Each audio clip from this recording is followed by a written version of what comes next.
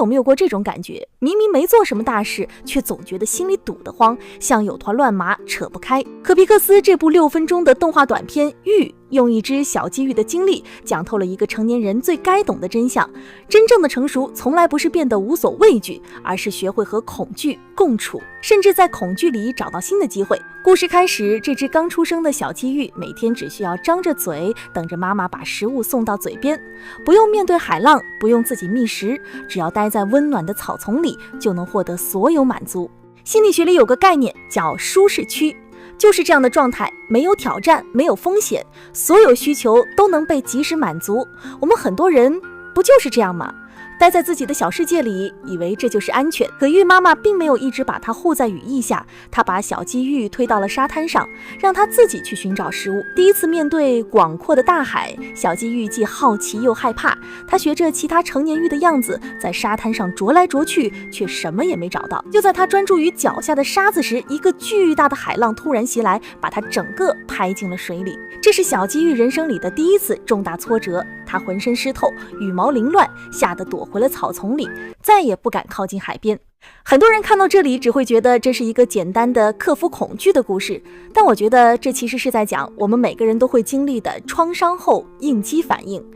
当我们在某个领域受到过伤害，就会本能的逃避，哪怕那个伤害已经过去很久，我们依然会害怕再次面对。就像你曾经在感情里受过伤，就再也不敢轻易动心；曾经在工作里栽过跟头，就再也不敢尝试新的挑战。然而饥饿感最终战胜了恐惧，小鲫鱼再次来到了沙滩上，这一次他遇到了寄居蟹一家。当海浪再次袭来时，寄居蟹没有逃跑，而是把身体埋进了沙子里。小鲫鱼学着寄居蟹的样子，也把自己埋进了沙子里。就在海浪淹没它的瞬间，它睁开了眼睛，看到了一个全新的世界，无数的贝壳在水下闪闪发光。原来海浪并不是可怕的敌人，它只是把藏在沙子里的宝藏带到了表面。这一幕是整部短片的灵魂所在。很多人觉得这是小鲫鱼变得勇敢了，但我觉得它真正改变的是看待世界的视角。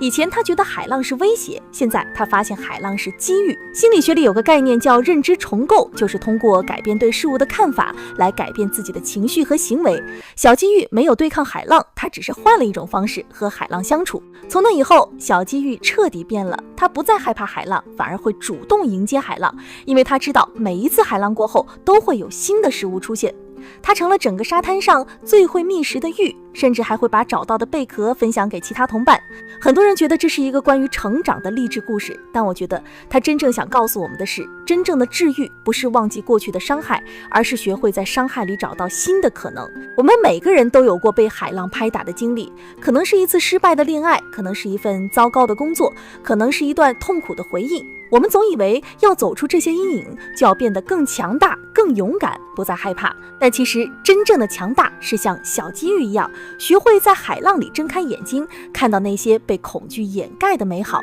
后来小鲫鱼长大了，它依然会去海边觅食，依然会遇到海浪，但它再也不会害怕了，因为它知道海浪不是来伤害它的，而是来帮助它的。这个故事看起来很简单，却藏着一个深刻的人性真相。我们之所以会内耗，不是因为我们不够好，而是因为我们一直在用错误的方式和恐惧相处。我们总想着要打败恐惧，要消灭恐惧，却不知道恐惧其实是我们的朋友，它只是在提醒我们需要改变视角了。有人说成长就是把哭声调成静音的过程，但我觉得真正的成长是学会在风浪里微笑，学会在恐惧里找到希望。就像这只小鲫鱼，它没有变成一个无所畏惧的英雄，它只是学会了和海浪共处，学会了在海浪里找到食物。说到底，我们每个人都是那只小鲫鱼，我们都会遇到海浪，都会害怕，都会受伤。但请你相信，每一次海浪过后，都会有新的宝藏出现。你不需要变得无所畏惧，你只需要学会在海浪里睁开眼睛。你有没有过这样的经历？曾经让你害怕到想逃避的事情，后来换了个角度看，反而成了你的机会。